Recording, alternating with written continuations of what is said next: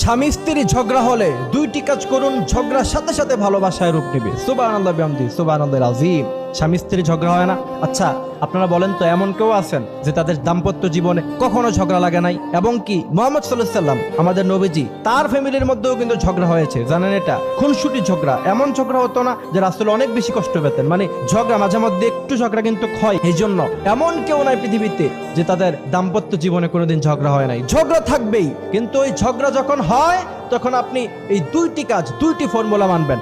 প্রথম নাম্বার যে ফর্মুলার কথা বললাম, খুব ভালোভাবে খেয়াল রাখবেন। স্ত্রী যদি রেগে যায়, স্বামীকে অবশ্যই সেখানে ছাড় দিতে হবে। অথবা কোনো কারণে যদি স্ত্রীর উপর কোনো স্বামী প্রচন্ড পরিমাণে রেগে যায়, অবশ্যই তার স্ত্রী তাকে ছাড় দিয়ে কথা বলতে হবে, তাকে বোঝাতে হবে, তার কাছে ক্ষমা চাইতে হবে। দ্বিতীয় নাম্বার, স্বামী স্ত্রী ঝগড়া হয়েছে, বন্ধু বান্ধবের কাছে শেয়ার করবেন না, বান্ধবীর কাছে শেয়ার করবেন না, অথবা আপনার ফ্রেন্ডের কাছে শেয়ার করবেন না। তখন কি হবে জানেন? আপনাকে উল্টা বলবে, আরে কত মেয়ে পাবি জীবনে, ছেড়ে দে।